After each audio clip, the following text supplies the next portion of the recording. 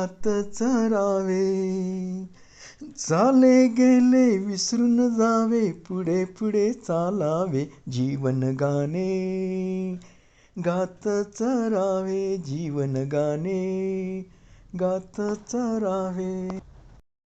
ओम नमो ओंकारेश्वर देवताय नमः. ओम नमः शिवाय. ओम नमः शिवाय. अवधूत चिंतन श्री गुरुदेव दत्त. मंडळी, आपण ऐकत आहात माझं आत्मकथन संघर्ष जीवनाचा मार्ग शिवभक्तीचा. तर मंडळी, मागील भागामध्ये आपण ऐकलं की आपण शिवलिंगाची स्थापना केली. आणि आता शिवलिंगाची स्थापना केली. नाव तर काय पूर्वीचं खूप वर्षापूर्वी मी केलेलं होतं. ओंकारेश्वर हे नाव दिलेलं होतं त्याला. म्हणजे पूर्वी म्हणजे खूप पूर्वी, कारण सुरुवातीला मी तरुण एकदम यंग होतो त्यावेळेस, म्हणजे बालवयातच आणि तारुण्यात पदार्पण केलं. त्यावेळेस मी शिवलिंगाची स्थापना केली होती गावामध्ये. पण तिथं राजकारण अशा गोष्टी येत असल्यामुळे मी स्वतंत्र आता आपल्या आपल्या ताब्यात जे काय आपलं शेत आहे तिथे स्थापन केलेलं होतं. मग तेच नाव मी पुढे चालवलं. आता शिवलिंगाला नाव दिलं. आता नाव देण्याचं कारण काय की लोक कुठल्या नावानं ओळखतील, तिथं येणार, माझ्याकडे येण्यासाठी ही एक नाव लागतं देवस्थानाला. म्हणून ते ओंकारेश्वर देवस्थान असं नाव दिलं. आणि आता ओंकारेश्वर देवस्थान नाव ही दिलं, पण ते शेत होतं. मग शेताला नाव असलं पाहिजे, तिथं ओळख असली पाहिजे. मग आम्ही त्याच्या अगोदरच काय केलं होतं, लिंग स्थापन करण्या अगोदर गोंगडे काकांनी आम्ही काय केलं होतं, बेलाचे रोपं लावले होते, खूप लावले होते. मग आता ते बेलाचं रोप लावल्यानं बेलाचं शेत असल्यामुळं आता त्याला मग काय करायचं, बिल्व उद्यान हे संस्कृत शब्द. बेल बगीचा, बेलबाग असं कसं हे करावं म्हणून बिल्व उद्यान असं नाव दिलं. म्हणजे दोन्हीही नावं व्यवस्थित. काय, बिल्व उद्यान म्हणजे शिवाला बेल अर्पण करण्यासाठी, शिवाचं प्रिय बेल म्हणून बिल्व उद्यान. आणि खूप लावले. आता बरेचसे त्यातले रोपं खराब झाले, काही झालं, पण बरेचसे आता म्हणून बिल्व उद्यान. श्री क्षेत्र ओंकारेश्वर देवस्थान बिल्व उद्यान जानेगाव हे नाव दिलं. आणि आता नाव दिलं, आता व्यवस्थित चालू झालं. आणि मला एक उद्योग लागला. म्हणजे आता मी पूर्वी कसं घरी आपलं ध्यान करणं थोडेफार, मग घरी कसं असतं, घरचं वातावरण वेगळं असतं. आता मला एकांत भेटू लागला. मी सकाळी लवकर उठत असे 4ला. अजून मी तेच करतो. 4ला उठत असे आणि स्नान वगैरे करायची, घरची देवपूजा करायची आणि मग मंदिराकडचं. तर मंदिर घरचं अंतर 1 किलोमीटरचं. मग ते उघड्यावनं म्हणजे लुंगी गुंडाळायची आणि उघड्यानं जात असं. मग ती थंडी असो, पावसाळा असो, काय असो, ही माझी पद्धत चालू झाली. आणि मग तिथं गेल्यानंतर आता तिथं काही परिसर म्हणजे शेतीच होती, थोडंफार आपलंच गवत इकडे इकडे सारलेलं होतं. काही नाही, लिंग स्थापन केलं होतं लिंबाच्या झाडाखाली. मग तिथं जाऊन आपली पूजा करायची, आरती करायची, अभिषेक काय जे आहे ज्या त्या वाराप्रमाणे करायचं आणि बसायचं, ध्यान करायचं, नामस्मरण करायचं तिथं जाऊन. कारण नामस्मरण केल्याशिवाय कायची आपल्याला गोष्टी साध्य करायच्या ते होत नसतात. बऱ्याच काही ग्रंथ वाचायची आवश्यकता नसते, कुठं नसतं. जर तुम्हाला सुद्धा कुठली गोष्ट प्राप्त करायची असेल, नामस्मरणावर भर द्यायचा. कारण मी अनुभवलं होतं. मी शिवशक्ती नावाचा जे जप होता तो मंत्र सिद्ध करून तो लोकांनाही देत असे आणि स्वतःही करत असे. तुम्ही ऐकलेच पाठीमागे. आणि त्याचा परिणाम एवढा माझ्यावर तर झालाच झाला, पण इतरांना सुद्धा त्याचा चांगला अनुभव यायला लागला. आणि हे नामस्मरण मला प्रभावी वाटलं. मी पूर्वीपासून लहानपणापासून मला ही सवयच होती. कारण नामस्मरणाच्या ह्याच्यावर तर मी तरलोय खरं तर. त्यानं मला काय काय शिकवलं, काय काय चांगले अनुभव तुम्ही ऐकलेतच मागील भागामध्ये. आणि हे पुढे परंपरा. आता फक्त काय झालं, बदल माझ्यामध्ये काय केला, म्हणजे आता मी पूर्वस्व सगळं म्हणजे काय ते आता पहिलं तरी मी थोडंसं हे करत होतो दुसरे काही काम. मग आता मला सर्व हेच करायचं आहे. मला एक वेगळं काम भेटलं. हं? पूर्ण आता मला फक्त शिवपूजा, शिवोपासना करणे आणि हे नवीन नवीन काही समजा आपल्याला समजा प्राप्त करायचे, जेणेकरून समाजासाठी त्या गोष्टी आपल्याला उपयोगाला येतील. कारण आता माझ्याकडे लोकांचा येण्याचा स्रोत वाढला होता. काही समस्या घेऊन लोक येत होते माझ्याकडे. हं? त्यांच्या समस्याचं निवारण करण्यासाठी मला सतत त्या गोष्टीमध्ये राहावं लागायचं. म्हणून नियमितपणे दररोज मला नामस्मरण करावं लागायचं. तिथं सुद्धा ध्यानधारणा करावं लागायची. हं? पुन्हा समजा संध्याकाळी. आणि ही एक अजून गोष्ट चालू झाली की आता म्हटलं मी नामस्मरण करतो, त्याचा परिणाम चांगला आहे, अनुभव चांगला येतोय. मग ही गोष्ट आता आपल्याला लोकांना तर आपण पूर्वीपासूनच वह्याचं देत होतो, पण आता हे काय करायचं आपल्याला, जेणेकरून लोकांना एक सवय लागावी, नामस्मरण करण्याची, लिहिण्याची सवय लागावी. यासाठी मी एक बँक स्थापन केली. कोणती? शिवनाम जप बँक. आता मला अगोदर तर माझ्याकडे पैशाची बँक सुरुवातीला होती. तर आता ही नामस्मरण म्हणजे शिवनामाचा जप करायची बँक, ही कल्पना मला बऱ्याच दिवसापासून येत होती, पण प्रत्यक्षात उतरण्यासाठी मला वेळ लागला, काही वर्ष. आणि मग एक बँक स्थापन केली. मग मी काय करायचं, लोकांना सांगायचं की बाबा आपल्याला जन्म दिलाय देवानं. मग देवाचं कर्ज आहे आपल्यावर. जन्म दिलं म्हणजे फार मोठं आहे. कारण आपण एका एका अवयवाची जर किंमत ठरवली, समजा एखाद्याला डोळा नाही, डोळा खराब झाला तर त्याला लाखो रुपये खर्च करावे लागते डोळा, तरी बी तो कृत्रिमच होतो. मग देवानं आपल्याला 2 डोळे दिले तर त्याची किंमत एवढी लाखोच्या वर आहे. आपल्याला हात, पाय, प्रत्येक अवयव दिले, मग त्याची किंमत तर ठरवते किती झाली किंमत. मग ही किंमत देवानं आपल्याला कर्जाच्या रूपानं दिली असं लोकांना सांगायचं. तुम्ही माझे व्हिडिओ पूर्वीचे पहा, तुम्ही आहे त्याच्यामध्ये सुद्धा. तर ही किंमत दिलेली आपल्याला, ही एक कर्ज दिलेलं आहे देवानं आपल्याला. आणि ही कर्जाची परतफेड कशी करावी लागेल आपल्याला, पैशांना नाही करता येणार ना. तर सर्वसामान्य माणसाला सुद्धा ही कर्ज फेडण्यासाठी सुलभ योजना म्हणजे नामस्मरण, देवाचा जप करणे, शिवाचा जप करणे, ही एक कल्पना सुचली मला. आणि मग मी काय, आता नंतर वह्यात करू देऊ लागत होतो, देत बी होतो, परंतु त्याला सांगितलं आता तुम्ही कर्ज घ्या. मग दसरा ते शिवरात्री असं काही टार्गेट द्यायचं, तुम्ही किती लाख करू शकतात कर्ज, 1 लाख, 2 लाख लिहू शकतात, 50,000 काय, म्हणजे असे वर्षानुवर्ष तुम्ही करत राहा. कर्ज वहीवर लिहायचं ते नामस्मरण. मग किती लाखाचं केलं, 50,000चं करून दिलं, तुम्ही 50,000 देवाचे फेडले, तसं तर आपल्याला मरेपर्यंत कर्ज फिटणार नाही. एवढे उपकार आहेत आपल्यावर. मी म्हणतो ना, जसं जन्म जन्मीच्या श्वासा इतके मोजिले हरिनाम, मोजिले हरिनाम, विकत घेतला श्याम, बाई मी विकत घेतला श्याम. आलं का लक्षात? म्हणजे आपलं जी श्वास आहे, आपण श्वास घेतो, प्रत्येक श्वासाचा जरी हिशोब लावा जन्माच्या जन्म, तरी आपलं देवानं दिलेलं जी कर्ज ती फिटत नाही. आपण करतो का तेवढं नामस्मरण? नाहीत करत. किती करतो, किती वेळ देतो देवासाठी? विचार करा थोडंसं. आपण देवासाठी किती वेळ देतो? जी आपल्या देवानं एवढं शरीर दिलं, एवढं महागा मोलाचं, त्याची किंमत सुद्धा ठरवता येत नाही.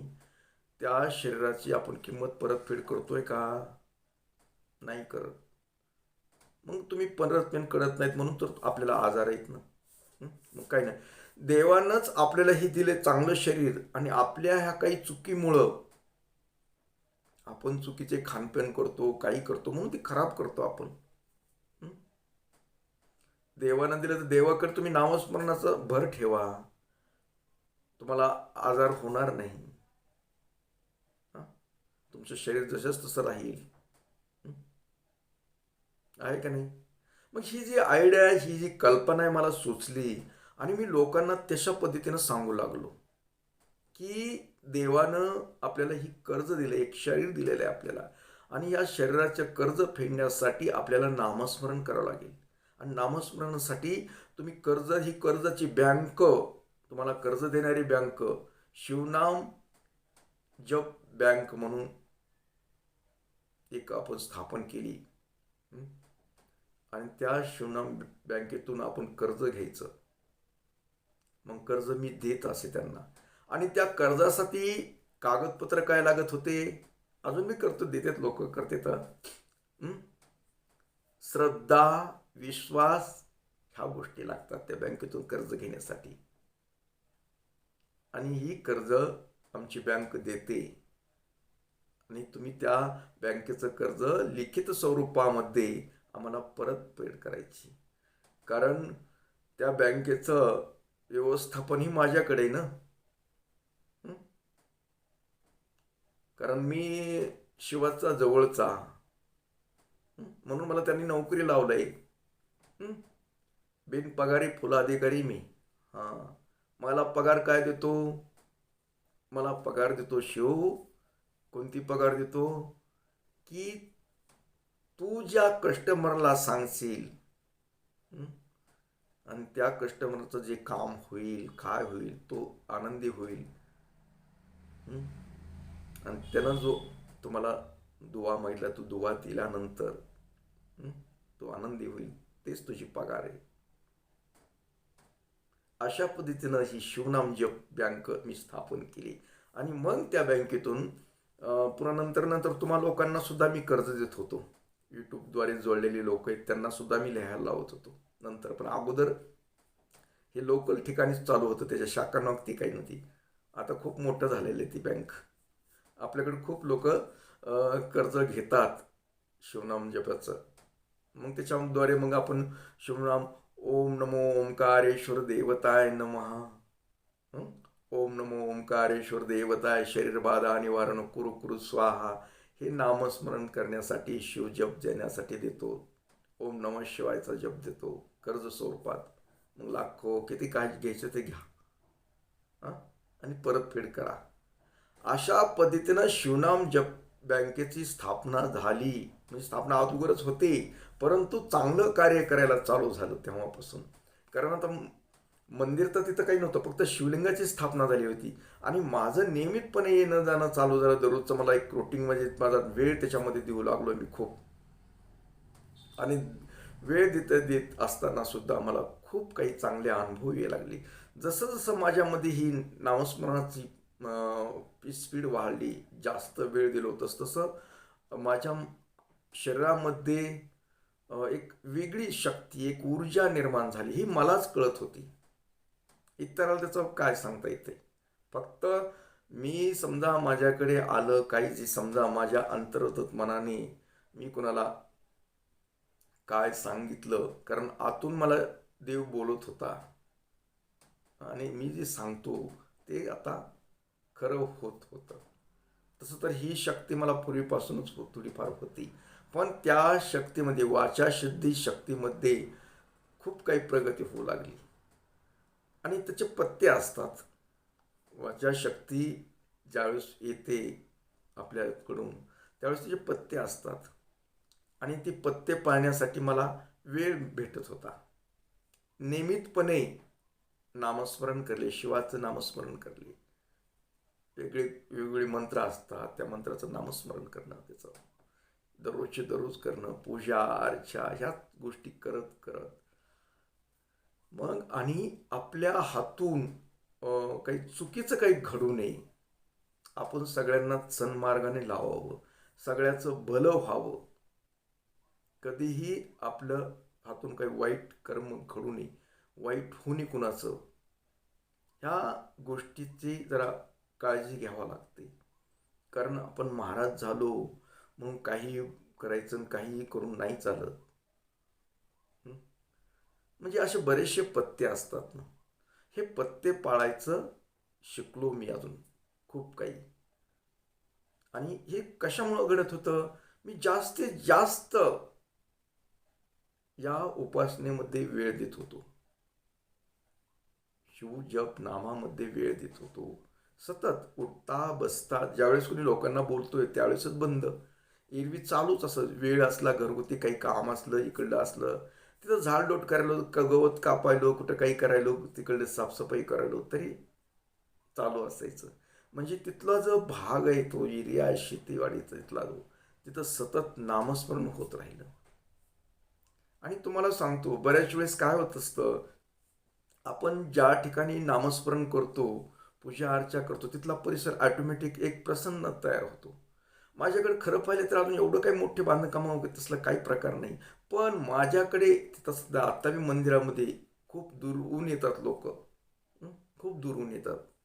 कर्नाटकातून येतात, हं, इकडं सांगली सातारा इकडे तिकडं नागपूरकडले साईडकडून येतात, अमरावती बुलढाणा वगैरे इकडून उदगीरच्या साईडकडून येतात काही लोक, नांदेडकडून येतात, मुंबई पुण्याच्या तर येतातच.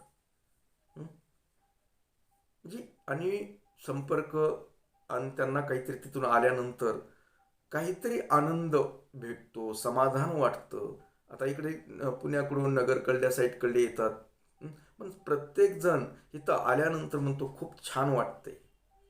माझ्याकडे छान वाटायसारखं काही खरं तर एवढं नाही एवढं, परंतु त्यांना समाधान वाटण्याचं कारण म्हणजे तिथलं जे नामस्मरणाचा जोर आहे, सतत नामस्मरण असतं, सतत काही ना अन्नदानाचे कार्यक्रम चालू केले पुन्हा मी, जोरात. हे जे चाललंय देवाचे कार्य तिथं, त्याच्यामुळं एक वेगळी ऊर्जा तयार होते. ही अशी सुरुवात झाली आताच. आणि लोकांना चांगला अनुभव येतच होता. कारण मी आता पूर्व सगळं म्हणजे जे माझं इतर काही गोष्टी मी आता करणाच गेलो काही. उठलं की तेच, मला कशाचे समजा माझं कसं होईल, माझं कुणाचं काय होईल, काही देणं घेणं उराना गेलं.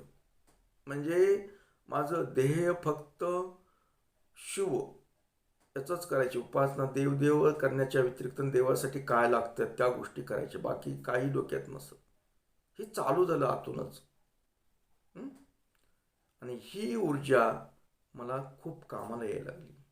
आणि मला एक जगण्यासाठी जी माझ्या मनामध्ये निराशा होती ती दूर झाली. आता मला एक जगण्याची दिशाच कळली की आपल्याला हेच करायचंय.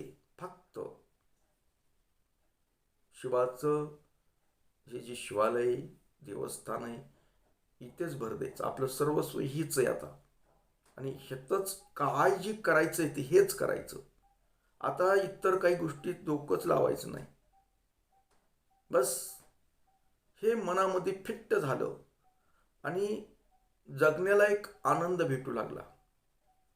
म्हणजे माणूस निराशेमध्ये असतो कधी कधी. आता ही सांसारिक गोष्टीमध्ये निराशा खूप असते. आणि वेगळं ही आपल्या ह्याचं करायचं, मुलाचं करायचं, बायकोचं करायचं, अमुक करायचं, तमुक करायचं, अशाचे जे ताण असतात आपल्याला, मानसिक ताण असतात, पुढच्या पिढीचा विकास करायची, हे नाही राहिलं. काय देणं घेणं नाही कोणाच्या कशाचं काही. खूप याच्यातच वेळात वेळ जास्त. ही माझी एक सुरुवात झाली चांगल्या रीतीनं. म्हणजे सुरुवात म्हणजे पूर्वीपासून करत होतो, पण ही आता म्हणजे म्हणजे सगळं पूर्ण जे आहेत गोष्टी, आता काय जे करायचंय ते फक्त एवढंच करायचं. म्हणजे डोक्यामध्ये आता दुसरं खुळच नाही काही. आले लोक त्यांच्या उपाययोजना सांगणं, त्यांना मार्गदर्शन करणं, आणि जे आपल्याशी जोडलेत लोक त्याला आपलंसं करणं.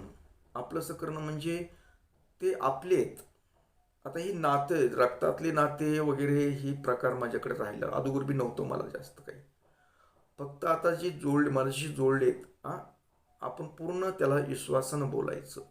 त्याची काय समस्या ही आपली समस्या समजून करायला सुरुवात केली. म्हणजे त्याची समस्या हीच माझी समस्या. मग त्याच्यासाठी काय करता येईल ते करायचं. खूप लोकांना माझ्याकडे आले, माझ्या दरबारात आलं समजा, माझ्या शिवलिंगाचं दर्शन केलं की तो आपला झाला. आणि ते आपल्या माणसासाठी काय करता येते आपल्याला, जेवढं आपल्याला करायचं, जेवढं जमतंय तेवढा प्रयत्न करणे. म्हणजे आपल्या ओंकारेश्वरचं दर्शन घेतलं, तो त्याचा जप करायला, तो नामस्मरण त्याचं करायला, की तो आपला माणूस, तो आपला जोडला. ही पद्धत वापरायला चालू केलं. आणि हे आपलंसं करून घ्यायचं, आपलं आपलं असलं पाहिजे. हे आपलाच आहे. म्हणजे शिवाचा उपासक झाला म्हणजे शिवभक्ती करतो, शिवाची आराधना करतो, तो आपला आहे. मग तो कोण्या जातीचा, धर्माचा, हा विचार मनात आणायचाच नाही. आपण कधीच आणायचा नाही. तो आपला आहे. आणि ही वृत्ती अशी मनामध्ये गेली. म्हणून आता तुम्ही मंडळी येतं दूरवर आहेत पसरलेली, तरी मी तुम्हाला माझ्या बोलण्यातून, कधी तुम्हाला अगर फोन, तर मी आपलेपणानं बोलतो, लक्षात घ्या. तुम्ही माझेत या नात्यानंच बोलतो मी. आणि पूर्ण मी त्याच्यात गळून जातो. एखादी मला समस्या सांगितली तर ती आपली समस्या असं समजून, म्हणजे तुम्ही जरी समस्या असली तरी मी तेच पद्धत वापरतोय. ही तशी सुरुवात झाली माझी तिथून. मला देव बुद्धी देत होता तशी, आपलं मनाची. आणि अशा अनेक गोष्टी मग ती घडत राहिल्या. मग पुढे काय काय केलं मी, पुढे समजा अन्नदानाची जी, आता अन्नदानाच्या बाबतीत सांगायचं म्हणजे आमुष्याला अन्नदान करायचं, ही कल्पना अगोदर मी करत होतो शिवरात्रीला वगैरे थोडंसं. पण तिथून कल्पना एक सुचली आणि सुरुवातीला समजा अन्नदान करायचं, म्हणजे महिना झाला की अमावस्या आली होती आपलं, स्थापन झाल्यानंतर अमावस्या आल्यानंतर पहिलं अन्नदान समजा केलं. मग हे अन्नदान करण्याचा उद्देश काय, की अन्नदान हे अमावस्याला का करायचं. अमावस्याला अन्नदान करण्यामागं की जी आपले पित्र असतात, कारण मला या अनुभवातून काही गोष्टी मला प्राप्त झाल्या. हे पित्र असते, त्या पित्राच्या नावानं कुठंतरी अन्नदान घडायला पाहिजे. आणि हे शिवापाशीच घडायला पाहिजे. कारण शिव हा स्मशानात राहणारी देवता, आणि शिवाचं आणि ह्या अतृप्त आत्म्याचं लय नातं जवळचं, म्हणजे भूत वगैरे म्हणतो आपण ते. मग हे शिवापाशी जर आपण गेलो, तिथं नैवेद्य जर ठेवला, तर ही भूत वगैरे यांना ती तृप्ती भेटते, म्हणजे अतृप्त आत्म्यांना. आणि मग ते अतृप्त आत्मे तृप्त झाल्यानंतर ज्या व्यक्तीचं आहे त्याला बरं वाटतं, त्याची काही समस्या असेल ती दूर होते. थोडक्यात सांगायचं म्हणजे पितृदोष, हे पितृदोष कमी होतो या अमावस्येला अन्नदान केल्यानंतर. ही गोष्ट मी शिकलो, अनुभवातून शिकत गेलो. आणि हे प्रयोग करत करत बऱ्याच जणाला त्याचा अनुभव येत गेला. आता किती वर्षापासून मी हीच उपाय सांगतो बऱ्याच जणाला. या अमावस्येला तुम्ही तुमच्या पूर्वजांसाठी नैवेद्य ठेवा, घरी ताट ठेवा, ह्या गोष्टी करा. हे तसंच मला अनुभवातून आलेला उपाय आहे हा. आणि मी सांगितल्यानंतर लोकांना त्याचा चांगला अनुभव यायला लागला, खूप चांगला अनुभव यायला लागला. म्हणून लोक ती करायला लागली ना. आजपर्यंत बी ती करतात लोक, बरेच लोक अजून नवीन नवीन करतात. घरामध्ये किरकिरी वगैरे असलं, काही असलं, अगर समाधान नाही, लग्नाच्या समस्या असतात, संततीच्या समस्या असतात, म्हणजे जेणेकरून पितृदोष आहे. हे पितृदोष असल्यानंतर एक सहजरित्या सर्वसामान्य माणसाला करण्यासारखा उपाय, मंदिरामध्ये अन्नदान करणे, शिवाच्या अमावस्या दिवशी, आणि घरी ताट ठेवणे, ह्या गोष्टी करायला चालू झाल्या. आणि त्याचा अनुभव येत गेला. मग ही जी परंपरा ही चालूच राहिली, अजून बी चालते. आता प्रत्येक अमावस्याला आपण इथं अन्नदान करतो, तेव्हापासून चालू येते, केवळ या गोष्टीसाठी. आणि नामस्मरण म्हणजे सतत सतत अजून बी कंटिन्यू जसं चालू केलेलं आहे तिथं, तसं अजून त्याच्यामध्ये भरच पडत चालली, पण कमी नाही झालं. दिवसेंदिवस वाढच व्हायला लागली तिथं, वाढच. तर सांगायचं तात्पर्य म्हणजे आता मी अनेक तिथं ध्यानधारणा करून बऱ्याच गोष्टी शिकलो, काय शिकलो, कुणाला कसे अनुभव आले, अशा बऱ्याच गोष्टी तुम्हाला ऐकायला भेटणार आहेत. हं? पण आजच्या भागापुरतं आपण एवढंच बोलूया, कारण मला थोडीशी गडबड आहे. तर मी तुम्हाला अजून खूप काही सांगणार आहे. खूप खूप आहे अजून आपल्याकडे. आता शिक तर सुरुवात झाली आपल्या ह्याची. हं? खूप काही सांगायचे तुम्हाला, आणि ती सांगण्यासाठी माझं मन तुम्हाला उत्सुक झालेलं आहे. पण आता वेळ नाही मला, म्हणून मी पुढील भागामध्ये स्टेप बाय स्टेपनं सांगतो. तर मंडळी, आजच्या भागापुरतं एवढंच. आणि तुम्ही ऐकत राहा माझं आत्मकथन, संघर्ष जीवनाचा मार्ग शिवभक्तीचा. तर आता हा जो भाग ऐकला आहे, इथून मागचे बी ऐकलेत, त्याबद्दल खूप खूप धन्यवाद. ओम नमः शिवाय. आशीर्वाद.